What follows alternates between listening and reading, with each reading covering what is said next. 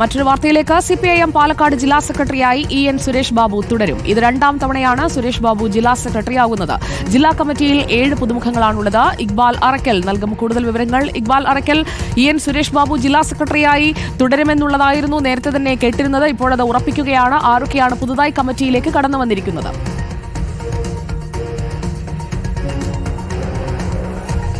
അല്പസമയം മുമ്പാണ് സിപിഎമ്മിന്റെ പാലക്കാട്ടെ ജില്ലാ സമ്മേളനം എൻ സുരേഷ് ബാബുവിനെ രണ്ടാമതും ജില്ലാ സെക്രട്ടറിയായി തെരഞ്ഞെടുത്തിരിക്കുന്നത്.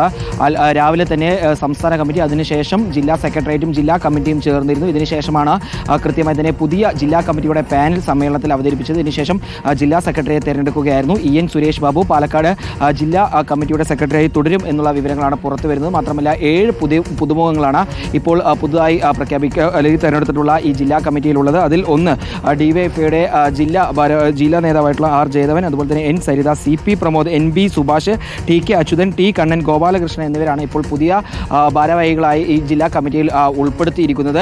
ജില്ലാ നേതൃത്വത്തിനെതിരെ രൂക്ഷമായിട്ടുള്ള വിമർശനങ്ങൾ അല്ലെങ്കിൽ കാര്യമായിട്ടുള്ള അതൃപ്തികളൊന്നും ജില്ലാ സമ്മേളനത്തിൽ ഉയർന്നിരുന്നില്ല. പൂർണ്ണമായും NN കൃഷ്ണദാസും അതുപോലെ തന്നെ PK ശശി പോലുള്ള സീനിയർ നേതാക്കൾക്കെതിരെയായിരുന്നു ജില്ലാ സമ്മേളനത്തിൽ ഉടനീളം വിമർശനങ്ങൾ ഉയർന്നത്. PK ശശിയെ KTDC ചെയർമാൻ സ്ഥാനത്ത് നിന്ന് നീക്കണം എന്നുൾപ്പെടെയുള്ള വിമർശനങ്ങൾ ഉയർന്നിരുന്നു. അതിനോടൊപ്പം തന്നെ NN കൃഷ്ണദാസ് ഇനിയെങ്കിലും സ്വയം തിരുത്തി മുതിർന്ന നേതാവിൻ്റെ പക്വത കാണിക്കണമെന്നുൾപ്പെടെയുള്ള വിമർശനങ്ങളും, അതിനോടൊപ്പം തന്നെ നെല്ല് സംഭരണത്തിൽ സർക്കാരിൻ്റെ ഭാഗത്തു വന്ന പാളിച്ചകൾക്കെതിരെയും ഉൾപ്പെടെ വലിയ രീതിയിലുള്ള വിമർശനങ്ങളാണ് കഴിഞ്ഞ 3 ദിവസമായി പാലക്കാട് ചിറ്റൂരിൽ തുടരുന്ന പാലക്കാട് ജില്ലാ സമ്മേളനത്തിൽ ഉയർന്നു കേട്ടിരുന്നത്. ഏതായാലും അതിനെല്ലാം ശേഷം ഇന്ന് രാവിലോടുകൂടിയാണ് സംഘടനാ തെരഞ്ഞെടുപ്പിലേക്ക് സമ്മേളനം കടന്നത്. ഇതിനിടയിലാണ് ഇപ്പോൾ എൻ സുരേഷ് ബാബുവിനെ രണ്ടാമതും ജില്ലാ സെക്രട്ടറിയാക്കി സമ്മേളനം തെരഞ്ഞെടുത്തിരിക്കുന്നത്.